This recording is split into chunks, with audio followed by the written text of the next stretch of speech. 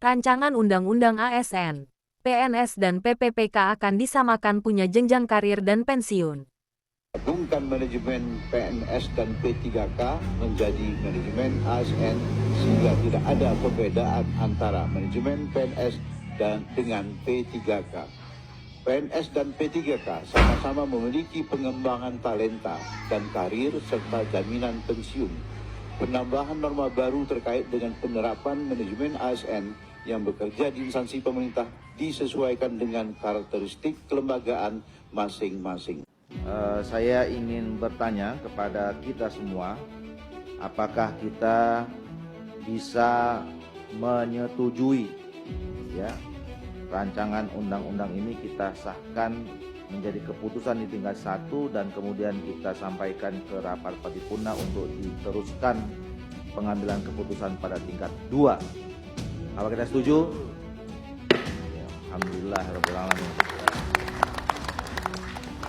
Alhamdulillahirrabbilalamin, atas berkah dan rahmat Allah Subhanahu wa Ta'ala, kita dapat bertemu dalam rapat kerja Komisi 2 DPR RI dengan pemerintah dalam rangka pengambilan keputusan tingkat 1 atas rancangan undang-undang tentang aparatur sipil negara.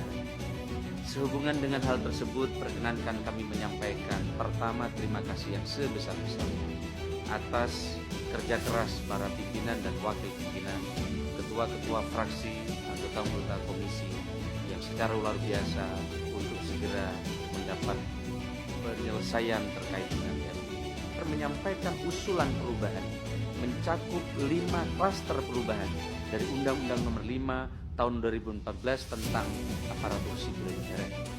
Pertama, klaster penghapusan KSN. Kedua, klaster penetapan kebutuhan PNS dan P3K. Klaster ketiga terkait dengan kesejahteraan P3K. Klaster keempat terkait dengan pengurangan ASN akibat perampingan organisasi. Dan klaster kelima adalah pengangkatan tenaga honorer.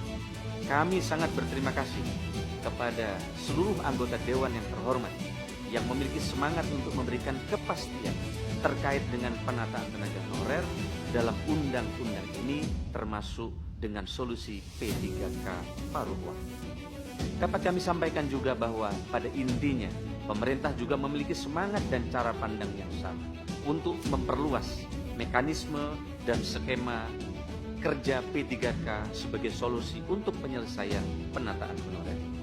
Namun demikian, pencantuman frase paruh waktu dalam undang-undang ini kiranya perlu ditinjau ulang karena kaitannya dengan semangat yang dibangun untuk menciptakan produk hukum yang tidak mudah diubah-ubah dalam jangka panjang. Pemerintah berpandangan agar frase pembentukan peraturan pemerintah dilakukan setelah berkonsultasi dengan Dewan Perwakilan Rakyat, seyogyanya belum perlu disebutkan secara eksplisit dalam undang-undang ini. Selanjutnya, untuk menjamin fungsi pengawasan DPR, konsultasi untuk penyusunan peraturan pemerintah mengenai manajemen ASN tetap dapat dilaksanakan melalui forum-forum konsinyering, rapat kerja, dan rapat dengar pendapat bersama Komisi 2 DPR RI.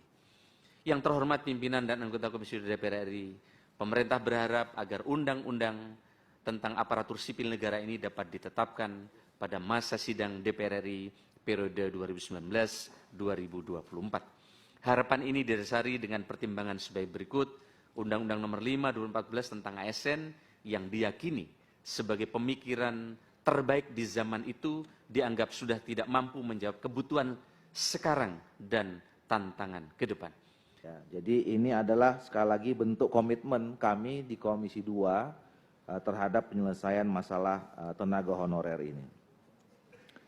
Nah, oleh karena itu Bapak Ibu sekalian, kita sudah tadi sama-sama mendengarkan, tibalah saatnya kita masuk ke sesi pengambilan keputusan tingkat 1. Dengan demikian Bapak Ibu sekalian, kita tinggal memasuki acara penandatanganan dan pengesahan draft rancangan undang-undang.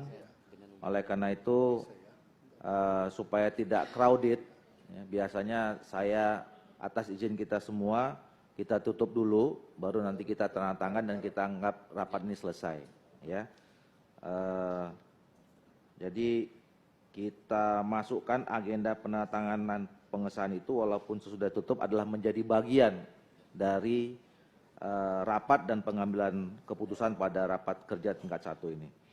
Nah, sebelum saya tutup, saya tentu mengucapkan atau kami mengucapkan terima kasih kepada pemerintah yang diwakili oleh Menteri PAN ARB,